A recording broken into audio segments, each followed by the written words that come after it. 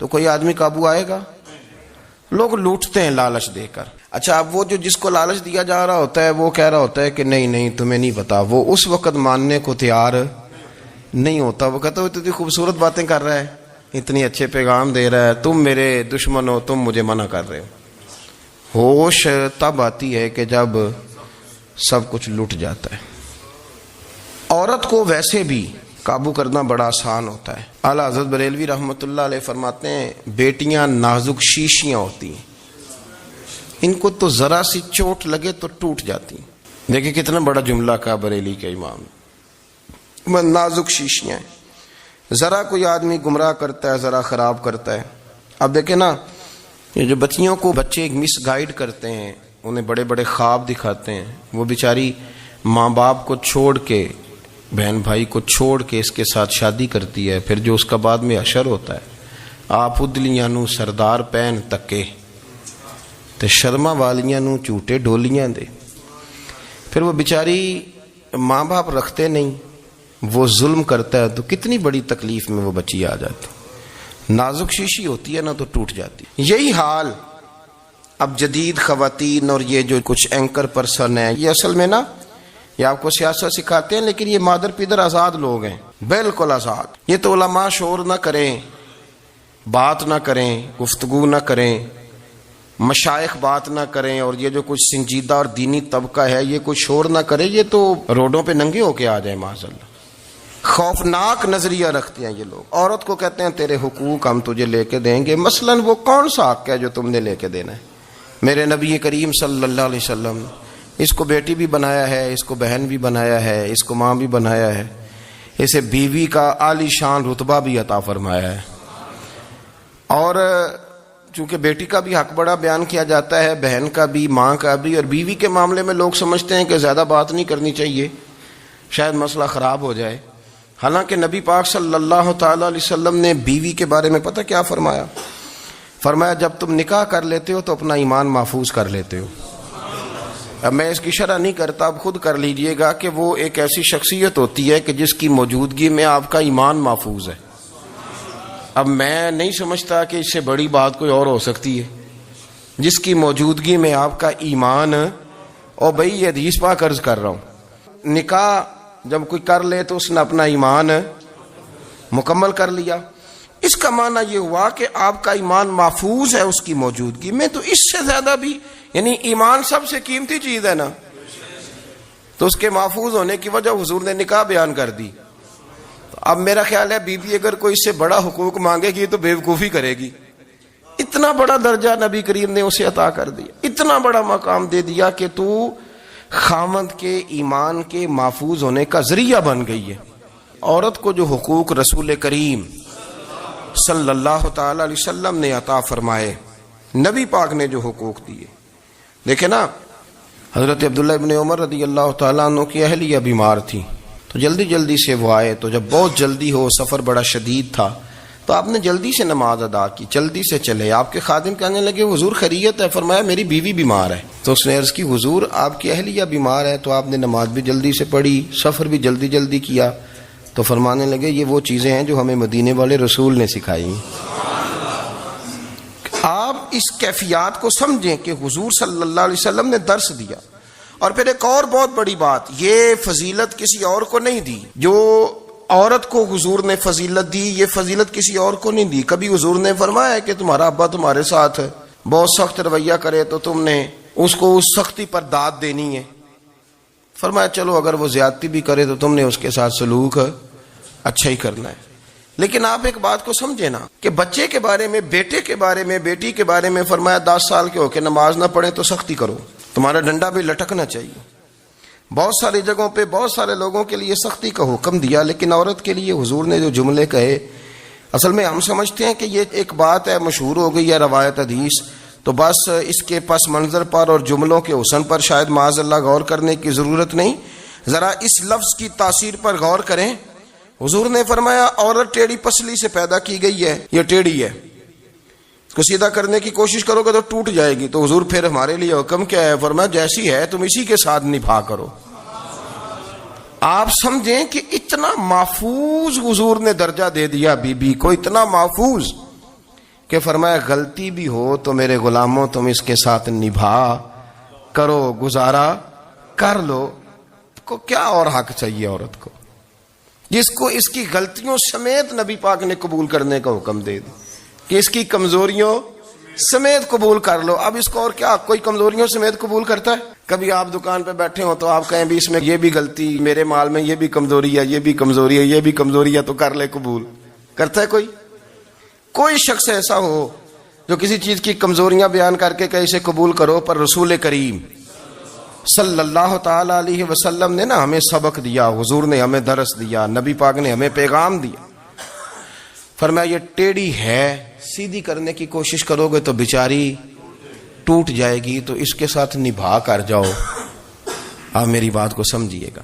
چلیں میں اس پر ایک اور بخاری مسلم کی حدیث پڑھتا ہوں. حضرت سلمان فارسی رضی اللہ تعالیٰ عنہ اور حضرت ابو درداء کے درمیان بھائی چارہ تھا. مکے سے مدینے جب لوگ آئے تو حضور نے بھائی بھائی بنایا تھا.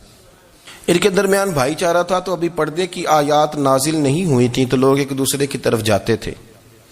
حضرت سلمان فارسی رضی اللہ تعالیٰ عنہ حضرت ابو درداء رضی اللہ تعالیٰ عنہ کے گھر میں تشریف لے گئے تو دیکھا کہ ان کی بیوی بڑی غمگین بیٹھی ہیں. تو ہم نے فرمایا بہن کیا ہوا؟ تو کہنے لگی تمہارے بھائی کو دلچسپی کوئی نہیں رہی، ہر روز روزہ رکھ لیتا ہے اور ساری رات نفل پڑھتا ہے. حضرت سلمان فارسی کہنے لگے ٹھیک ہے کر لیتے ہیں بندوبست. نماز دین ہے کہ نہیں؟ دین ہے نا یہ چیزیں.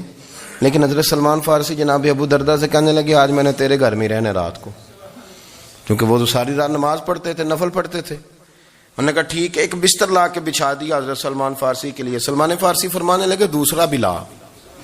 کہا وہ کیا کرنا ہے؟ فرمانے لگے تو نے بھی سونا ہے، میں نے بھی سونا ہے، تو نے بھی سونا ہے. عشاء پڑھیں گے اور پھر دونوں سوئیں گے. کہا میں نے تو نماز پڑھنی ہے. فرمایا تہجد کے وقت اٹھ کے پڑھیں گے، اللہ کے رسول بھی رات آخری حصے میں جا کے نماز پڑھتے ہیں. ادھر ساتھ سلا لیا. وہ تھوڑی کو دیر سوئے، اب عادت تھی ساری رات اٹھنے کی، ذرا اٹھنے لگے بستر سے تو حضرت سلمان فارسی فرمایا چپ کر کے سو جا، وہ بڑی رات پڑی ہوئی، چپ کر کے سو جا. وہ لیٹ گئے، پھر اٹھنے لگے تو فرمایا سو جا چپ کر کے، بڑا ٹائم ہے. سحری کے وقت اٹھے، نفل پڑھے. ان کا ارادہ تھا روزہ رکھنے کا تو فرمانے لگے کل رکھا تھا نا نفلی روزہ، جی رکھا تھا، پرسوں بھی رکھا تھا، ترسوں بھی رکھا تھا.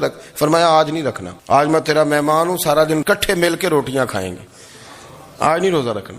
سلا دیا. اب حضرت ابو درداء رضی اللہ تعالیٰ عنہ کہہ تو کچھ نہ سکے، پر کہنے لگے سلمان تم پتہ تم کیا کر رہے ہو؟ نہ تم نے مجھے رات اٹھ کے زیادہ نفل پڑھنے دیے، سویرے روزہ نہیں رکھنے دیا. تو حضرت سلمان فارسی کہنے لگے کوئی لمبی بات تو نہیں نا، چلتے ہیں نا ابھی فجر میں مسجد نبی میں تو نبی پاک کو بتاتے ہیں. سرکار دو عالم علیہ السلام کی خدمت میں تو اپنی بات کرنا، میں اپنی کروں گا، حضور نتیجے کا اعلان فرما دیں گے، بات طے ہو جائے گی. حاضر خدمت ہوئے، عرض کی یا رسول اللہ صلی اللہ تعالی علیہ وسلم یہ ساری رات نفل پڑھتے ہیں، ہر روز روزہ رکھتے ہیں، ان کی اہلیہ غمگین بیٹھی ہیں، حکم فرمائیں. تو نبی پاک صلی اللہ علیہ وسلم نے فرمایا پھر ہوا کیا؟ یا رسول اللہ میں نے رات سلایا ہے، سحری میں اٹھایا ہے، سویرے روزہ نہیں رکھنے دیا. نبی پاک نے فرمایا سلمان فارسی نے ٹھیک کیا، سلمان فارسی نے ٹھیک کیا. پھر حضور نے فرمایا، نبی کریم نے فرمایا ابو درداء تیرے اوپر اگر اللہ کا حق ہے، اس کے رسول کا حق ہے، دین کا حق ہے، تو فرمایا تیری آنکھ کا بھی تیرے اوپر حق ہے، تیرے وجود کا بھی تیرے اوپر حق ہے. یہ حضور نے فرمایا تیرے بچوں کا بھی تیرے اوپر حق ہے، تیری بیوی کا بھی تیرے اوپر حق. اس حق کو بھی سمجھے، حقوق اللہ بھی ہیں، پر تیری آنکھ کا بھی تیرے اوپر.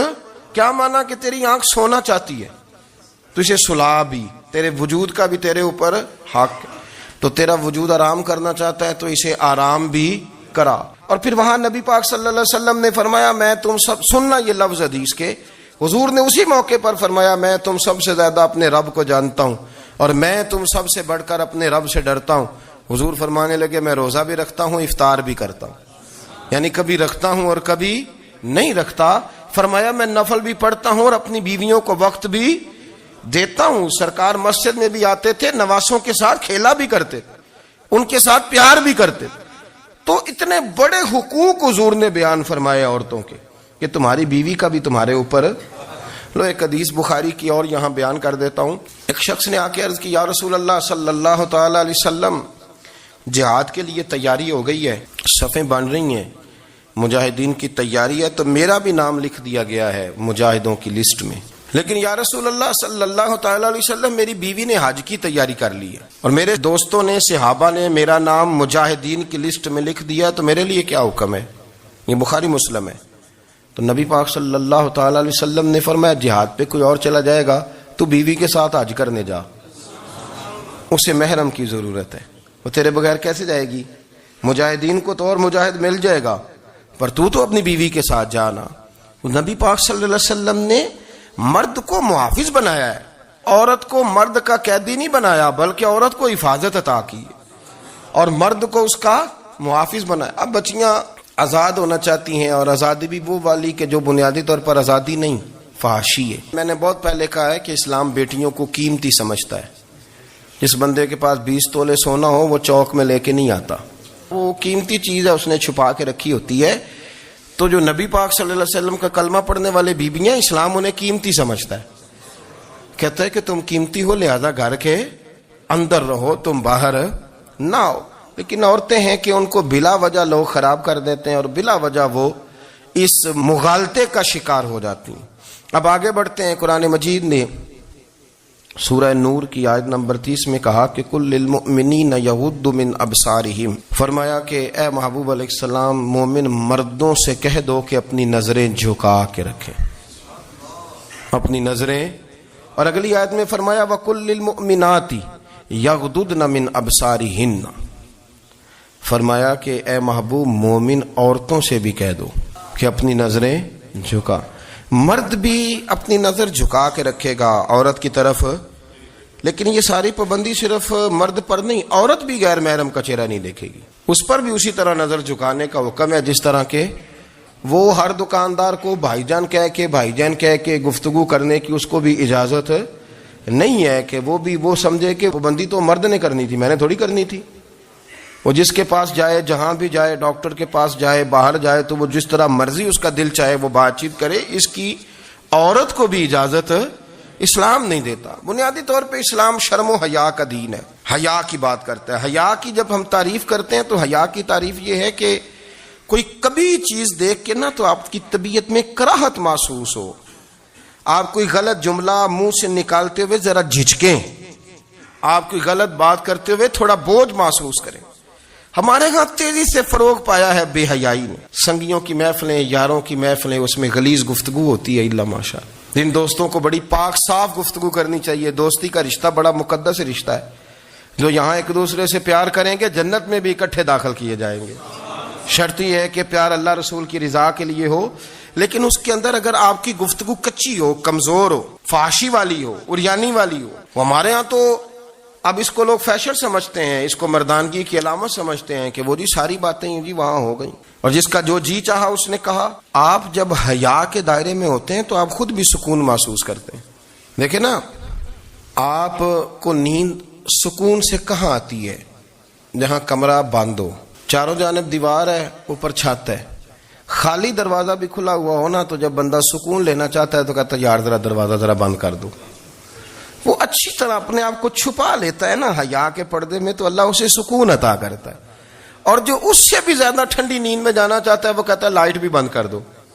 اب وہ مکمل طور پہ سمجھتا ہے کہ میں چاروں جانب سے چھپ گیا ہوں، اگر میں کھل کے بھی سو جاؤں گا تو میرا چونکہ پردہ قائم ہے تو مجھے کوئی دشواری نہیں ہوگی۔ آپ جب چھپ جاتے ہیں، جب آپ حیا کے اندر سمٹ جاتے ہیں، جب آپ چادر کے اندر آ جاتے ہیں تو آپ بہت ساری جگہوں پہ آسانی محسوس کرتے ہیں۔ تو حیا تو آپ کو سکون دیتی ہے، حیا تو دل کو راحت دیتی ہے۔ میں بڑی ذمہ داری سے بات عرض کرتا ہوں، قرآن مجید نے نا ایک مقام پہ مذاق کو، ایک مزاح ہوتا ہے خوش طبی، وہ نہیں مذاق اڑانا، قرآن پاک نے نا مذاق کو ایک جگہ پہ جاہلوں کا طریقہ بھی قرار دیا ہے۔ بنی اسرائیل کے لوگوں سے حضرت موسیٰ نے کہا کہ گائے ذبح کرو اور ایک ٹکڑا مقتول کو مارو، زندہ ہو کے خود بتا دے گا مجھے کس بندے نے قتل کیا۔ تو کہنے لگے آپ ہمارے ساتھ مذاق کر رہے ہیں۔ تو قرآن مجید کہتا ہے کہ حضرت سیدنا موسیٰ علیہ السلام فرمانے لگے اعوذ باللہ ان اکون من الجاہلین، فرمانے لگے میں اللہ کی پناہ مانگتا ہوں کہ میں جاہلوں میں سے ہو جاؤں۔ یہ مذاق کرنا تو جاہلوں کا طریقہ ہے۔ اگر آپ کی زبان سے بے حیائی کا جملہ نکل گیا، اگر آپ کی زبان سے بے حیائی کا جملہ نکل گیا، آپ نے کہہ دیا کہ ہم آزاد لوگ ہیں، جو مرضی کریں گے، جو مرضی کہیں گے، جو ہمارا دل میں آئے گا کریں گے، تو پھر تو لوگ آپ کا وہ حشر کریں گے کہ آپ سے برداشت ہی نہیں ہوگا۔ جس کا لوگ مذاق بنا لیتے ہیں اور جو مذاق بن جاتا ہے پھر اسے کوئی جینے دیتا ہے؟ آپ حیا کی چادر میں چھپیں گے تو بچیں گے۔ اگر آپ نے اپنا مذاق بنوا لیا یہ کہہ کہ میں نے مرضی کرنی ہے، پھر یاد رکھنا چھپنے کو جگہ نہیں ملے گی، پھر تکلیف میں آ جائیں گے، پھر بہت بڑی اذیت کا شکار ہو جائیں۔ شرم و حیا، عرب کے اندر جو کواری لڑکیاں تھیں ان میں بڑی حیا ہوتی۔ الحمدللہ میں بڑے فخر سے کہتا ہوں کہ میرے پنجاب کی، میرے پاکستان کی بیٹیاں بھی 20 دفعہ ان کا ابا کہے تیری شادی کرنی ہے تو وہ آنکھ نہیں اٹھا پاتی آج بھی۔ یہ تو وہ چند لوگ ہیں جو کہتے ہیں ہم ہائی کلاس ہو گئے، ہمیں نہیں پتا کہ وہ روشن خیال ہو گئے ہیں کہ روغن خیال ہو گئے، پتہ نہیں کدھر چلے گئے۔ ورنہ ہماری بیٹیاں آج بھی جب ان سے ان کا باپ، ان کی ماں بات کرتی ہے تیری شادی کی، تو وہ تو شرم کے ساتھ پچھلے سے پچھلے کمرے میں چھپتی ہیں۔ یہ اللہ نے فضل کیا ہوا ہے اس ملت پر۔ تو عرب کی لڑکی بڑی حیا والی ہوتی تھی، اس سے کوئی بات کرنی پڑتی تھی تو 20 دفعہ بات کی جاتی، پھر بھی وہ عورت چھپتی پھرتی تھی۔ حضرت عائشہ صدیقہ رضی اللہ تعالیٰ عنہ فرمانے لگیں میرے نبی پاک صلی اللہ علیہ وسلم عرب کی کواری لڑکیوں سے بھی زیادہ حیا کرنے والے۔ قاضی اعجاز مالکی نے، شیخ عبدالحق محدث دہلوی نے، دیگر بزرگ جو سیرت نگار گزرے انہوں نے لکھا ہے کہ نبی پاک صلی اللہ علیہ وسلم کے اندر 100 مردوں سے زیادہ طاقت تھی، 100 مردوں سے زیادہ طاقت۔ اب جو بات کہنے لگا ہوں، جو نتیجہ دینے لگا ہوں، اس پر خاص توجہ آپ فرمائیں گے۔ ذرا فکری طور پر، نظریاتی طور پر ایک چیز کو سمجھیے۔ ہم سمجھتے ہیں کہ جوان لڑکا ہے جی جو مرضی کرے، عمر ہے جی۔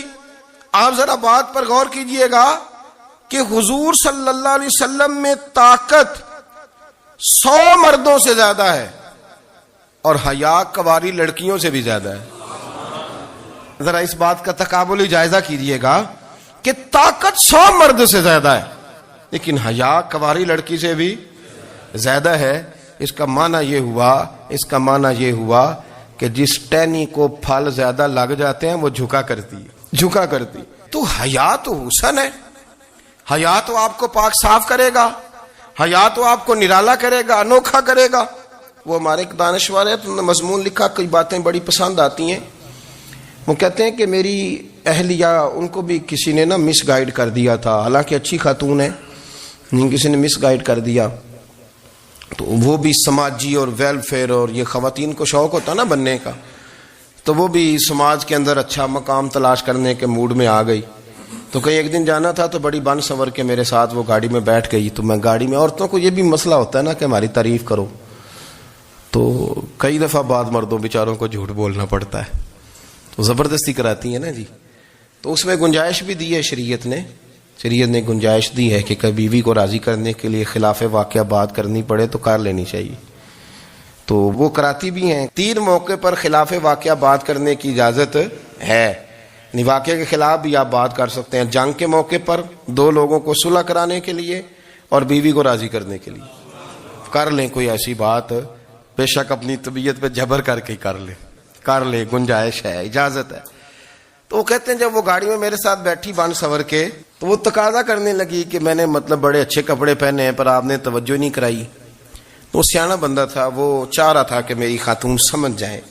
وہ کہتے ہیں مجھے پتا تھا کہ بیچاری مس گائیڈ ہو گئی ہے، دل کی بڑی اچھی ہے، سیاਣੀ ہے، لیکن اس کو کچھ خواتین نے، کچھ لوگوں نے مل کے اس کو ذہن غلط کر دیا ہے کہ سماج میں نکلو، باہر جاؤ، کام کرو، فلاں کرو، اپنی مرضی سے جیو۔ تو میرے ساتھ گاڑی میں بیٹھی کہیں جانے کے لیے، تو مجھ سے کہنے لگی کہ آپ نے میری طرف توجہ ہی نہیں کی، آپ نے کوئی ذکر ہی نہیں کیا کہ میں کیسی لگ رہی ہوں۔ تو وہ کہتے ہیں میں نے اسے کہا کہ اگر تو ناراض نہ ہو تو پھر میں صحیح والی تعریف کر دوں۔ تو اس نے کہا کہ آپ کر دیں۔ تو کہتے ہیں میں نے درد سے اور خلوص سے اپنی بیوی سے کہا، خلوص کے ساتھ میں نے کہا میں تو روز گھر ہوتا ہوں، روز شام کو گھر ہوتا ہوں، اگر تو میرے لیے تیار ہوتی تو میں تیری تعریف کرتا، لیکن آج تو باہر جانے کے لیے تیار ہوئی، تو پھر ان سے تعریف کی امید رکھ جن کے لیے تو نے تیاری کی ہے۔ میرے لیے تیاری کرتی تو میں تو ہر شام تیرے پاس ہوتا ہوں۔ کہتے وہ میرے لفظوں میں درد تھا تو وہ بھی رو پڑی، کہنے لگی آپ گاڑی روک دیں، مجھے باہر جا کے کسی کو راضی نہیں کرنا، میں نے اسے راضی کرنا ہے جس کو رب کریم نے میرا شوہر بنایا۔